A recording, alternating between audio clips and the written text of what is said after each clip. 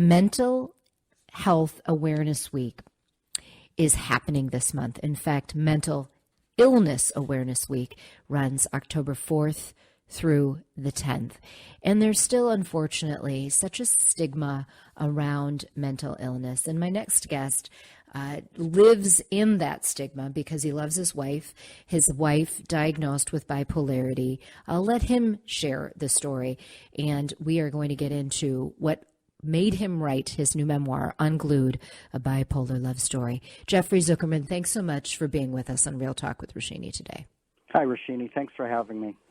All right, give us the 411 so people have sort of a visual on your story. My wife had late onset bipolar disorder. It was at age 57. This was 5 years ago. She started with a severe manic episode, and when it was at the beginning of it, it was undiagnosed. And I had no idea what was going on. All I knew was she was full of rage and uncontrolled energy and grandiosity and so forth.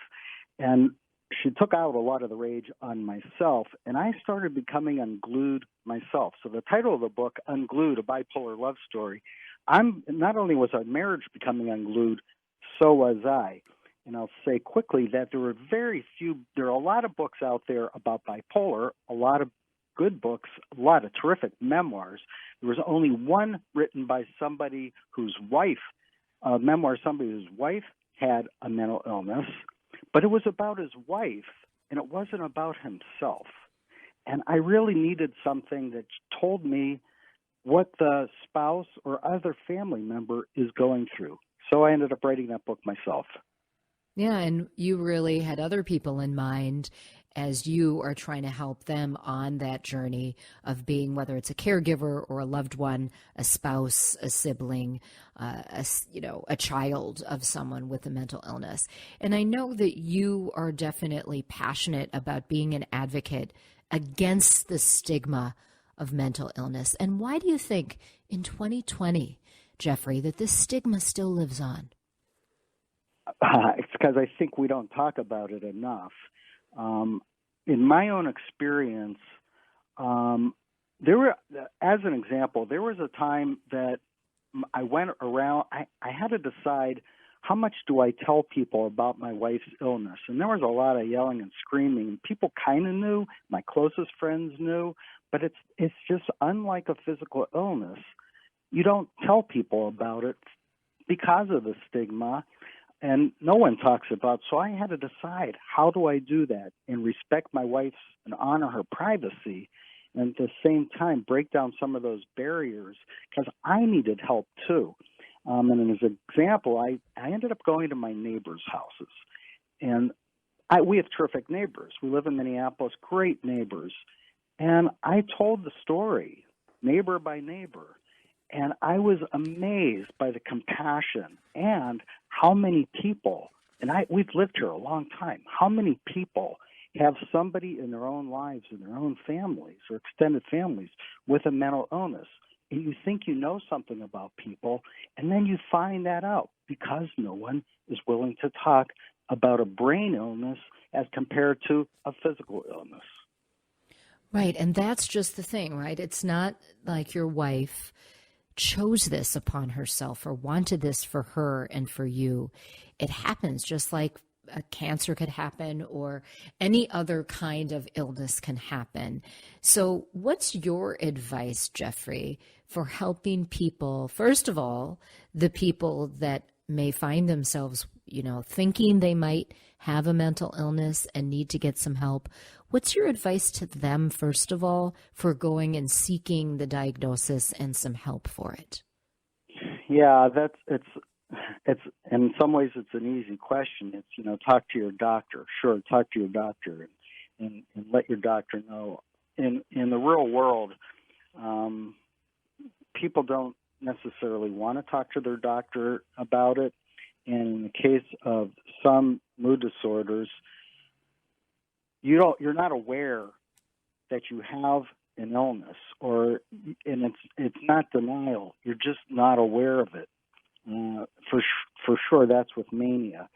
So then in my case, it became a matter of how do I get my wife to go talk to a doctor. And I described that at length in the book. It wasn't easy. If you're aware you have an illness, sure, talk to your doctor.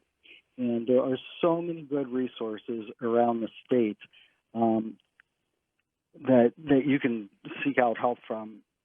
For sure, a great place to start is NAMI, National Alliance on Mental Illness. The Minnesota office is fantastic. My wife goes to a support group, and she's found so much help there, as have hundreds and hundreds of people who go to NAMI support groups. And I got to mention that they're available now online. They're not meeting face to face. Yeah, Jeffrey, tell people a little bit about NAMI, because it's a real helpful organization and how they can connect. And I know you do some volunteering for them also. Yeah, I'm not a spokesman for them, that's for sure. But they're Minnesota. It's part of a national organization. The Minnesota office is out of St. Paul, and I go to a support group still 3 times a month. They also do a lot of education, and they do a lot of advocacy. It's NAMIhelps.org. I hope people will take advantage of all the great work that they do.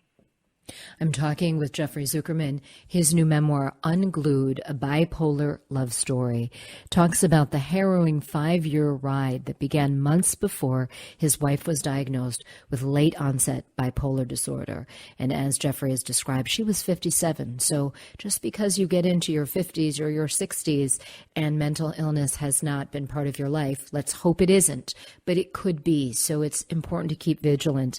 And, I would love for more people to know about your book. I want to share a couple of the comments that have been written because I think they were just beautiful. It's an amazing book. David McNaughton, who's a licensed marriage and family therapist in Minneapolis, says this about Jeffrey's book, Unglued: an intense roller coaster of emotion, a profound, courageous, human, heart-wrenching, and soulful love story. To that question, Jeffrey, or to that comment about your book, I need to ask you, are you and your wife still together? Have you been able to make it through this ride? The answer is yes. We're among the lucky ones. I don't judge anybody else what the outcome of their situations might be, but yes, we are still together. We're in love. Yeah, we're in love. Well, hey, it's great. I got to tell you, as far as David's quote goes, I want to also say this book is funny, and everybody says it's funny. So in case your audience thinks it's a bummer, it's a funny book. Well, no, I'm seeing that on information about your book, and in the book, there are various quotes, and others have definitely called it funny, which that surprised me when I read those before I started reading the book. But it's so great that you can have a sense of humor, and humor cures a lot of ills, doesn't it? We're getting some texts, and people can call and text if they have questions or comments for you in the next couple minutes. 651-989-9226. I'm talking with Jeffery Zuckerman. He's the author of Unglued, a Bipolar Love Story. You can find it on Amazon, on Barnes & Noble, as well as Apple, or your favorite indie bookseller. This listener says, Roshini, thank you for discussing mental health today. It's impacting men and women in every age group right now.